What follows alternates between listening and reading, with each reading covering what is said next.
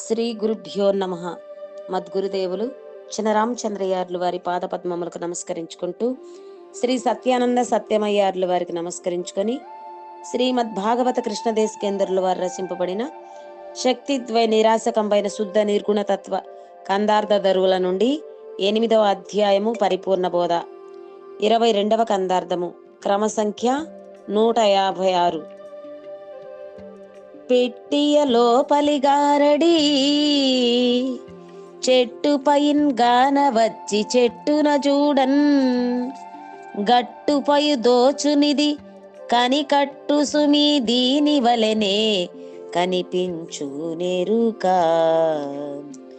అంతలో యచట కనిపించాదెరుక దిట్టమౌ బోధా చేపట్టి ఎరుకను తిరిగి పుట్టకుండగా దాన్ని పుట్టి ముంచుములేందే కనిపించు నెరుక అంతలో యచట కనిపించాదెరుక. శ్రీ గురుభ్యో నమః. ఆత్మానాత్మరకితం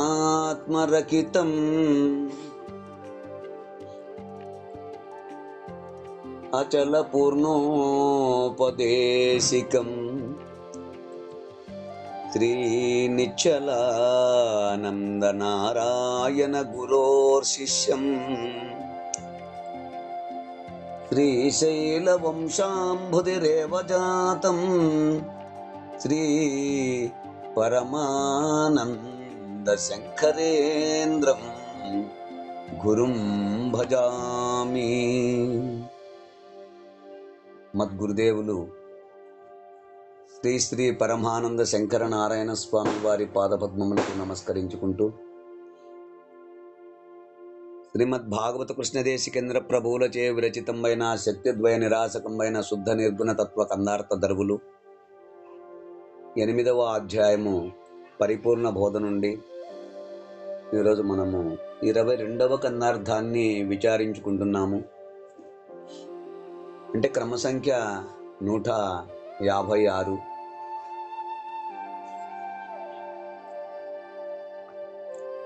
క్రిందటి కందార్థములో నాయనా కుమారా శిష్య,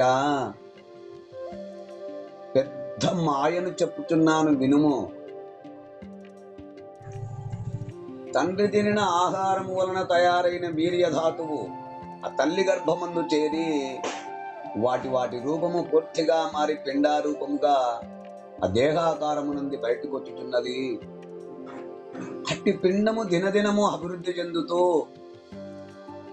సమస్తము వినుట, చూచుట, వాసన చూచుట, తినుట చేయుచు రాకపోకలు అనగా జనన మరణములు కలిగి ఉండును. ఇంతకన్నే వేరే మాయ ఏదైనా ఉన్నదా?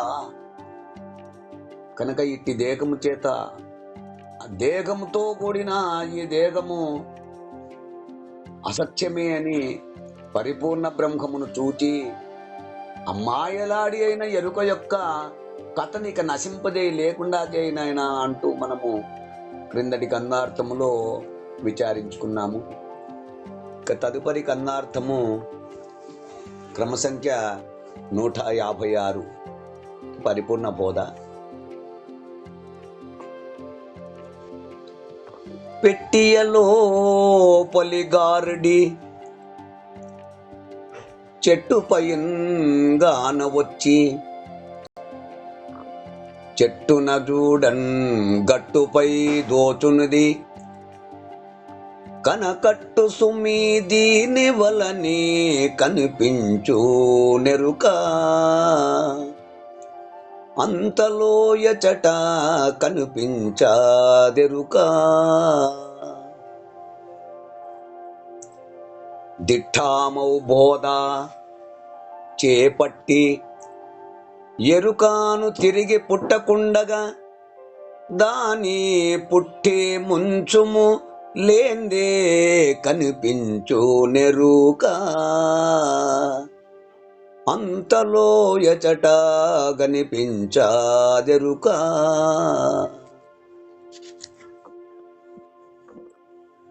శిష్య, వివరించండి గురుదేవా.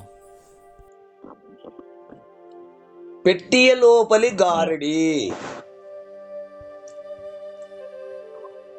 ఈ పెట్టెయ లోపలి గారడి అంటే ఆ పెట్టె లోపల కూర్చోబెట్టబడిన పిల్లవాడు.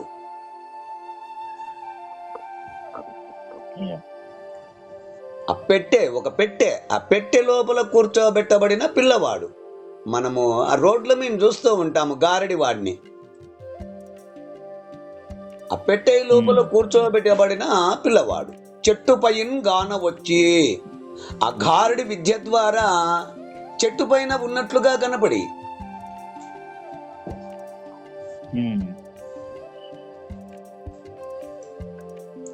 చెట్టున చూడన్ గట్టుపై తోచును. ఆ చెట్టుపై కాకుండా మాయమై ఆ ఎదురుగా ఉన్న గోడ పైన కనిపించును. ఇది కనకట్టు సుమి, ఇది ఒక కనకట్టు విద్యగా తెలుసుకొనుము. అంటే ఆ గారడివాడు తన విద్యను ప్రదర్శించే ఆ ప్రజలకు చూపడము. అప్పుడు ఆ రోడ్ల మీద మంది ఎక్కువగా ఎక్కడుంటారు? ఆ సినిమా టాకీసుల కానో, రైల్వే స్టేషన్ల కానో, లేదా ఆ బస్ స్టాండ్ల కానో ఎక్కువగా జనాలు ఉంటారు. ఎక్కడుంటారు జనాలు? బస్ స్టాండ్ కాడ, సినిమా హాల్ కాడ, రైల్వే స్టేషన్ కాడ ఎక్కడైతే జనం ఉంటారో ఈ గారడి విద్య ఎక్కడ చేసుకుంటారు. ఆ సినిమా టాకీసులు, ఆ బస్ స్టాండు, లేదా రైల్వే స్టేషను, ఇట్లా కూరగాయల మార్కెట్ దగ్గర ఇట్లా ఎక్కువగా జనాలు ఎక్కడైతే వాళ్ళ సందడి ఉంటుందో ఆ చోటికి పోయి అక్కడ గారడి విద్య అంటే తన విద్యను ప్రదర్శించి ఆ ప్రజలకు చూపేవాడు గారడివాడు. తన పిల్లవాన్ని అంటే తన దగ్గర ఉన్నటువంటి తన పిల్లవాన్ని ఆ పెట్టెలో పెట్టి ఆ మూత వేసి మరలా అదే పిల్లవాన్ని ఆ చెట్టు పైన చూపించును.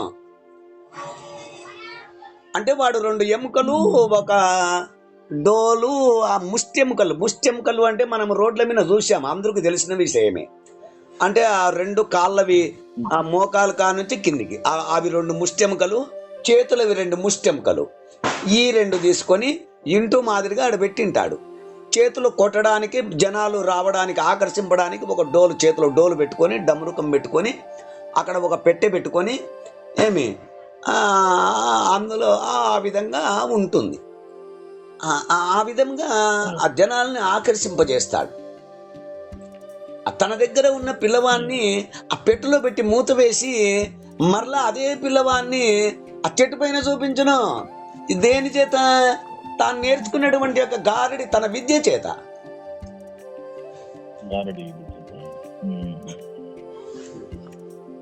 మళ్ళీ తిరిగి కాసేపట్లోనే మరలా ఆ చెట్టుపై పిల్లవాన్ని ఒక గట్టు పైన చూపించును. వీళ్ళు ఏం చేస్తున్నారు? బాబా పిల్లోడు ఏడ చేస్తాడో, పెట్లు వేసి తాళం వేసాడని ధనా అక్కడ ఒక 30 మంది 40 మంది కూర్చుంటారు కదా, తలా 10 రూపాయల నోట్లు వేస్తారు. లేదా ఒకడు జాలిపడి 500 నోటు వస్తాడు, ఒకడు జాలిపడి 100 నోటు వస్తాడు. వాడికి అక్కడ కుప్పలు పడతాయి. ఆ లోపల మళ్ళీ చెట్టు పైన చూపిస్తాడు. ఒరే వాడు అంత చిన్న పిల్లోడు ఆ చెట్టు మీద నుంచి పడితే ఆడసేస్తాడో ఏం కత్తునో అని చెప్పి మళ్ళీ దబా ఎవరైనా అయినా పడేస్తాం డబ్బులు అని చెప్పి డబ్బులు పడేస్తా, దింపురా వాడిని, దింపు ముందు అంటాడు. మరలా తిరిగి అంతలోని మళ్ళా తన దగ్గర ఉన్న పెట్టెను, ఆ మూతను తీసి మళ్ళీ ఆ పెట్టెలోని ఆ పిల్లవాణ్ణి చూపించును. ఇదంతయు కనకట్టు విద్యగా తెలుసుకొనుము. ఇదంతా కూడా కనకట్టు విద్యగా తెలుసుకొనుము. ఇదంతా గారడి, నిజం కాదు.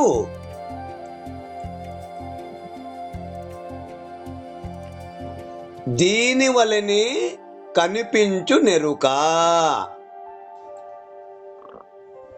గుర్తెరిగే తెలివి. అంతలో ఎచట కనిపించేదెరుక. మళ్ళీ కాసేపట్లో కనిపించి మళ్ళీ కనిపించలేకుండా పోవును. ఈ గుర్తెరిగే తెలివి కూడా అంతే, అంటే ఎరుక కూడా అంతే.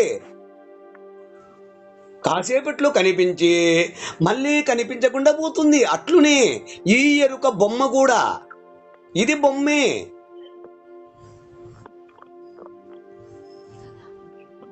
ఈ ఎరుక బొమ్మ కూడా అంతే.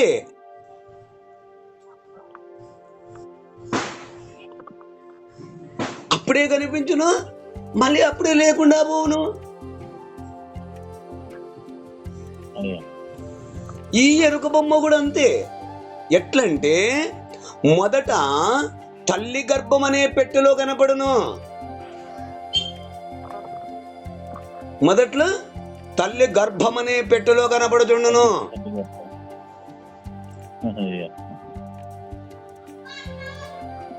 మరలా శరీరమును చెట్టుపై కనపడుతూ ఉండును. శరీరమును చెట్టుపై అంటే ఏంటి? భృకుటిపై కనపడుతుండును. ఆ తర్వాత మరణమను గట్టుపై కనపడుచుండును.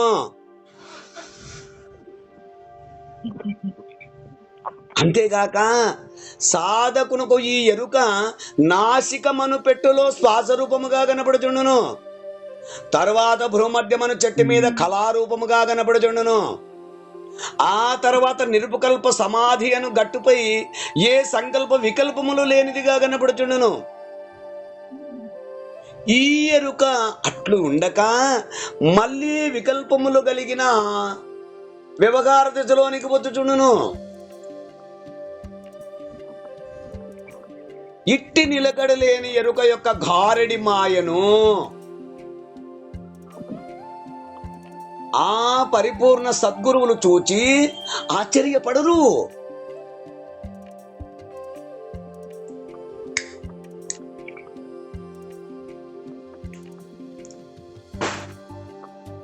పరిపూర్ణ సద్గురువులు చూచి ఆశ్చర్యపడరు.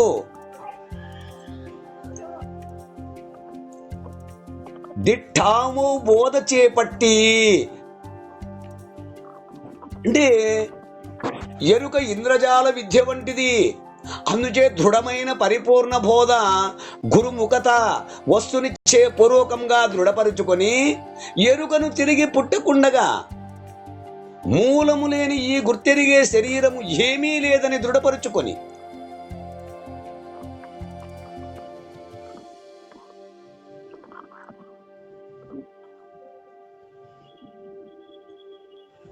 దాన్ని పుట్టి ముంచుము లేందే, దాని యందు భ్రాంతిని విడిచి ఉండుము లేకుండా పోవును.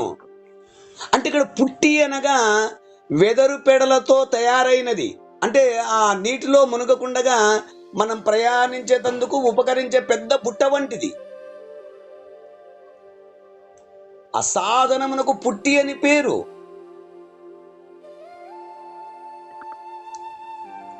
మనం ఏదైనా ఒక నది దాటాలంటే ఆ ఎదురు దబ్బలతోత ఆ తయారు చేయబడినటువంటి బుట్ట వంటిది.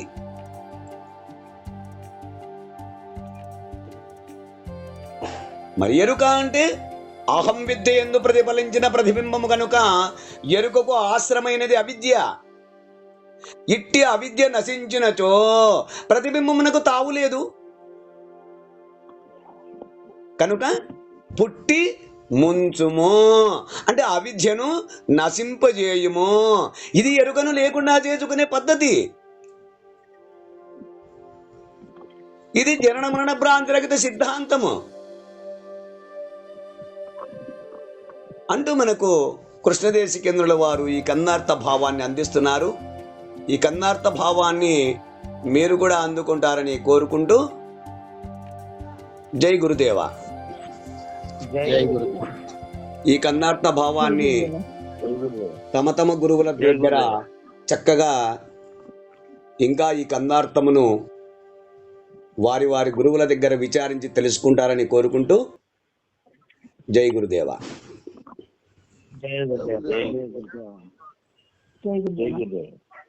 జై గురుదేవా.